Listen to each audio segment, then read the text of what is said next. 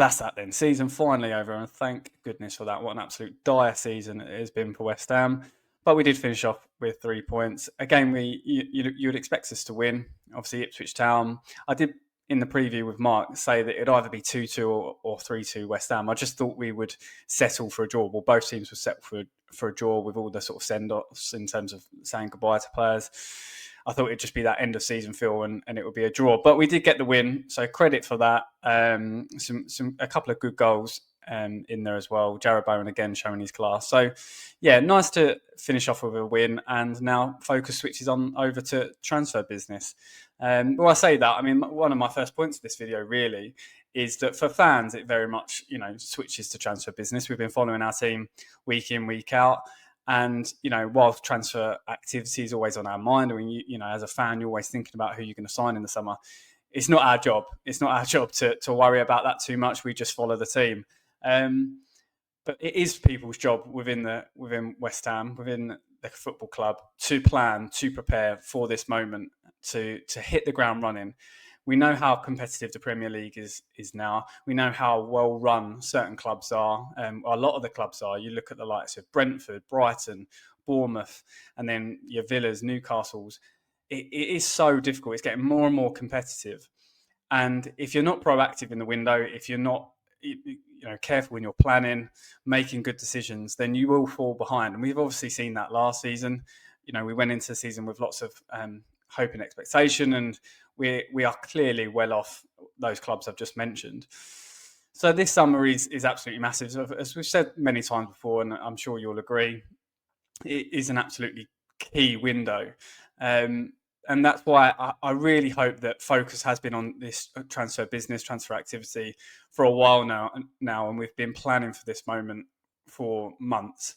I thought it was interesting. I don't know if you watched Match of the Day the other night for the last game of the season, but Arne Slot was being interviewed on there by Gary Lineker, and he was talking about next season. And Gary asked him when he will start planning, and he said, we've been planning for ages. You don't just start planning now. As a football club, we've been planning for ages. Now is when you just kick into action. You start putting bids in for players. You start trying to talk to agents and players and get these moves in motion. This is not the time for planning. Planning's done.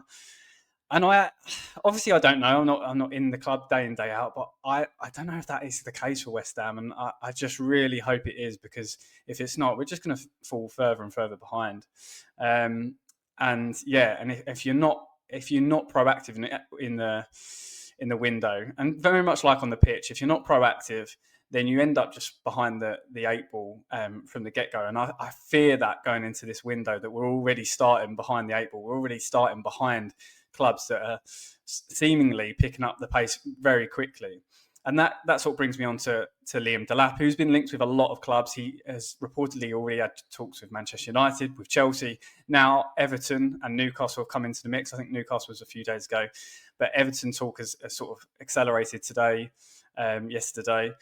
And yeah, it's really interesting to see where Delap goes. But again, it feels like we're just on our heels a little bit.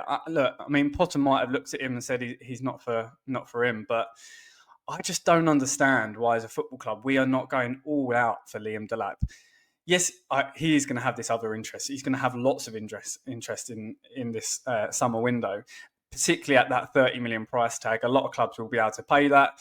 30 million quid this day and age for a striker that scored 12 goals in the Premier League is not a lot. So there's going to be, of course, lots of interest, but you would have thought not from the top clubs. You don't think Liverpool, Man City, Arsenal will be getting involved in Liam Delap. I'd be surprised if they did. So then you're talking about the sort of clubs, the step down from those. And I don't understand why we couldn't compete with those for his signature. If we were proactive, like I say, if we went out and made him our priority signing, I feel like there's a deal to be done there. But talking about the player first and foremost, I mean, he has had a real great season in the Premier League, much his sort of breakthrough season. I think he scored 12 Premier League goals, which for a player that's gone down, his side has gone down, is remarkable, really. And I think he's got all the attributes that we need, and any Premier League side needs in a modern day striker. He's got that sort of, he's a proper number 9. He's physical, but he can run the channels. He's got that sort of Antonio feel about him that he can bully defenders a little bit. He's got that physicality, but like I say, for a big man, he's got pace as well. He's a great finisher. The way he wraps his foot around the ball, and it's just sort of that sort of lethal finish that we've seen quite a few times this season. And yeah, he's been through the Man City academy as well. Don't forget, like he can play a bit as well. Like this is not an Antonio, with all due respect to him, that is a bit raw. He's a bit like clumsy on the ball. I think Delap has got a bit more finesse about him, a bit more technical ability to manipulate the ball, control the ball, with passes being fed into him. So I think he's got a bit of everything. Of course, there's things that he needs to improve on. Bringing people into play, that sort of experience of a striker that he'll get, because he is at a great age, and we know that West Ham just don't seem to sign players, particularly strikers, who are at this age where they're only going to get better. And we talk about finances and spending money on players like Nicholas Fulkrug, for example, was about the same value. I think we paid around 30 million, might have been a bit less for him. But he, much like a car that you buy, a brand new car that you buy from a dealership, the second you drive it out the garage, it's worth half the amount. And that is the same with Fulkrug. Like the second we signed Fulkrug, his value went down to sort of 20 million just because of his age. And clubs knew that this season would be the sort of first opportunity to sign him, and no club's paying 30 million for Fulkrug this summer. So he's depreciated really quickly, whereas Delap's just going to do the opposite. He's just going to be more and more valuable. Even if he had a bad season, let's say we brought him in, for example, had a bit of a stop-start season, didn't really get into it, scored a handful of goals. I can see many clubs still wanting to buy him and still pay 20, 25 million easily for Delap, because they know his potential, they've seen his potential, what he can do in the Premier League. So he's only going to get better. He's only going to go up in value. So from a financial point of view, it seems like an obvious one. And it just, and in terms of the player as well, like I say, he's got all the attributes to be a top striker. And I think for a Graham Potter, someone that is trying to start a young team, bring a young team together with pace, with physical, power that we've desperately been lacking, I feel like he's the perfect starting point, and he's the perfect number 9. And it just feels like it's so obvious, which it makes me feel that we won't do it because it is so obvious. And you just think, I think where we will miss Dighton this summer, and there's a lot that's been said about Dighton, which obviously I won't go into in this video, but his negotiation was clearly one of his, plus points of having Dighton at the club. And he managed to get the likes of Kudus, Alvarez, there's a few more Todibo, that he brought in when they were linked with other clubs, bigger clubs. I mean, particularly Todibo linked with Juventus, Man United.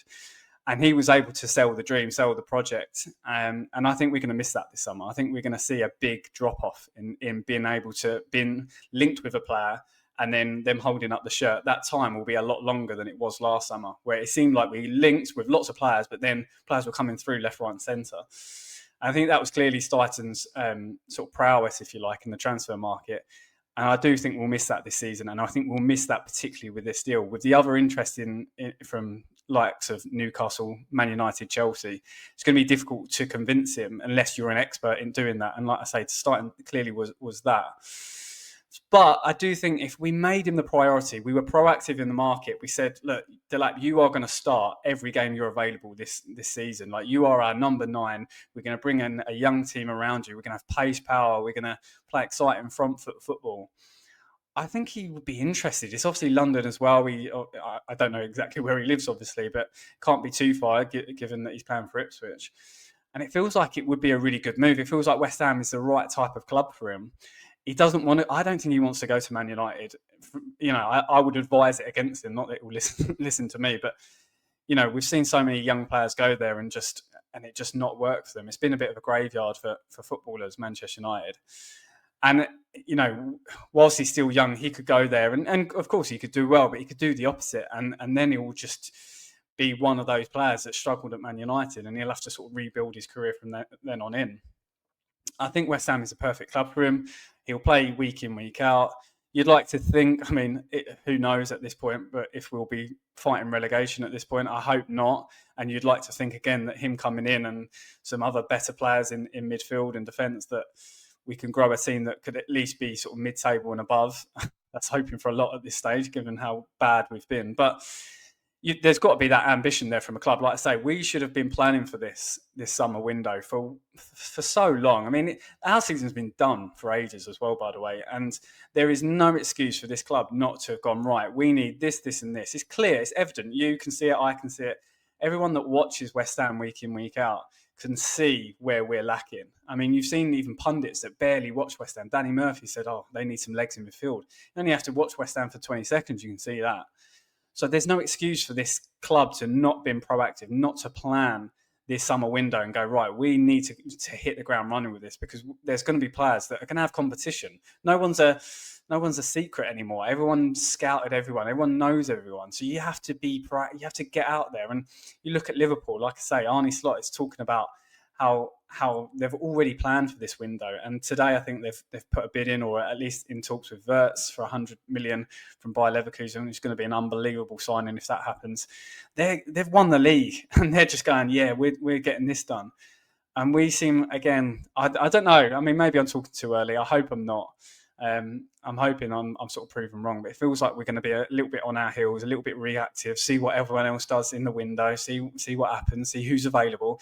Not interested in any of that. We don't want players that are available, because if they're available for a reason. We want to go to players that the clubs want to keep hold of them, and we're going to have to pay a bit more, but fine, they're going to be our main player for that position for the next 2-3 years. Fed up of shopping in the sort of bargain hunt market where we go, oh, do you not want him? All right, we'll have him, yeah. And we're still paying top dollar for those players. So, yeah, so a little bit of a rant that turned into, but it's obviously a big window. It feels like we're falling behind a little bit.